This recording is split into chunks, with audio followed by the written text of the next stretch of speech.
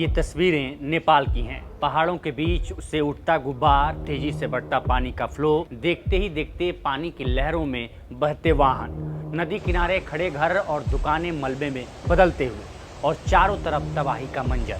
नेपाल में बुधवार सुबह अचानक आई बाढ़ ने कुछ ही घंटों में ऐसा कहर बरपाया कि कई गांव और इंफ्रास्ट्रक्चर प्रोजेक्ट पानी में समा गए।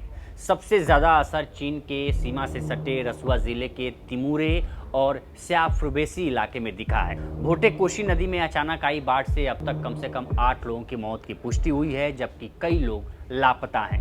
राहत और बचाव अभियान जारी है। नेपाल की सेना, सशस्त्र पुलिस और नेपाल पुलिस को बचाव अभियान में लगाया गया है। सरकार ने 2 सैन्य हेलीकॉप्टर भी तैनात किए हैं, लेकिन कई इलाकों में पानी का स्तर इतना ज़्यादा है कि हेलीकॉप्टरों के उतरने में भी मुश्किल आ रही है। प्रशासन ने रसुआ के अलावा नुवाकोट, धादिंग, गोरखा और चितवन के नदी के किनारे रहने वाले लोगों को भी सुरक्षित और ऊंचे स्थानों पर जाने की चेतावनी दी है। बाढ़ की शुरुआत भोटे कोशी नदी में अचानक पानी बढ़ने से हुई।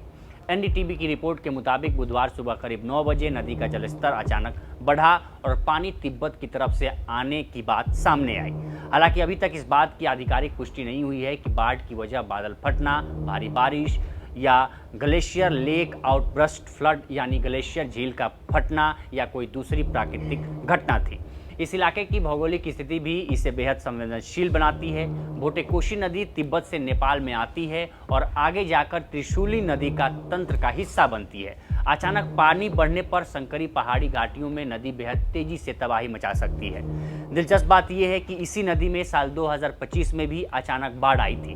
उस घटना के बाद की जांच में इसे तिब्बत में एक ग्लेशियर झील के पानी में के निकलने से जोड़ा गया था। इस बार भी ऐसी आशंका जताई जा रही है। अभी इस आपदा से हुए कुल आर्थिक नुकसान का आधिकारिक अनुमान सामने नहीं आया है, लेकिन शुरुआती तस्वीर बेहद गंभीर है। कई गांवों और इंफ्रास्ट्रक्चर प्रोजेक्ट साइटों के बहने की रिपोर्ट है। सड़कें, पुल, बिजली की ट्रांसमिशन लाइनें, सब स्टेशन और हाइड्रो पावर प्रोजेक्ट प्रभावित हुए हैं।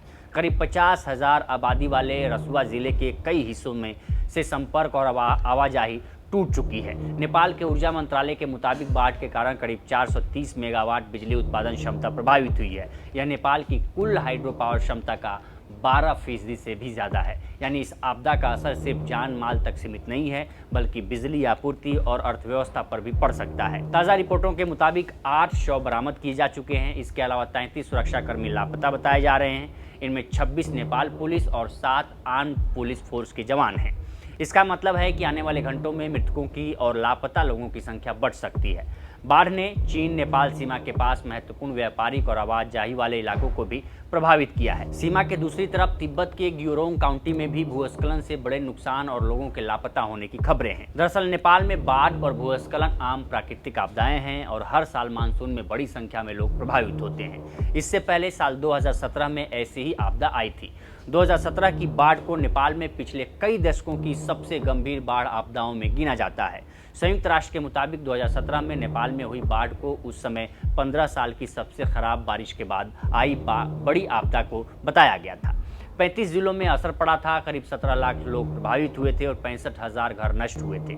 शुरुआती यूएन आंकड़ों में 143 मौतें दर्ज की गई थी। विश्व बैंक के आकलन के मुताबिक 2017 की बाढ़ से करीब $675 मिलियन का आर्थिक नुकसान नेपाल को पहुंचा था। लेकिन और महत्वपूर्ण तथ्य है कि सितंबर 2024 में भी नेपाल ने पिछले 20 सालों की सबसे भारी बारिश का सामना किया था। उस बाढ़ और भूस्खलन में 250 से ज़्यादा लोगों की मौत हुई थी और IMF के अनुसार आर्थिक नुकसान करीब $420 मिलियन यानी नेपाल की GDP का करीब 1% हुआ था।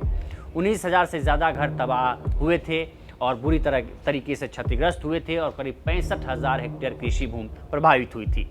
नेपाल लगातार तीसरे मानसून सीजन में गंभीर बाढ़ भूस्खलन की घटनाओं का सामना कर रहा है और 2024 की राष्ट्रीय स्तर की तबाही के बाद 2026 में रसुआ और आसपास के इलाकों में ये एक बेहद गंभीर स्थानीय आपदा बनकर सामने आई है।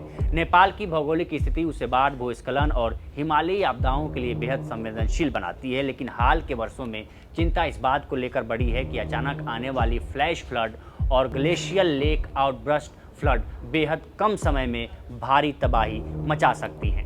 2024 की बाढ़ ने करीब 1% GDP के बराबर नुकसान किया था और अब 2026 में एक बार फिर हाइड्रो पावर, सड़क पुल जैसी महत्वपूर्ण बुनियादी सुविधाएं निशाने पर हैं। फिलहाल नेपाल के सामने सबसे बड़ी चुनौती दुर्गम पहाड़ी इलाकों तक पहुंचना, लापता लोगों को तलाशना और नदी किनारे बसे लोगों को सुरक्षित स्थानों पर पहुंचाना है।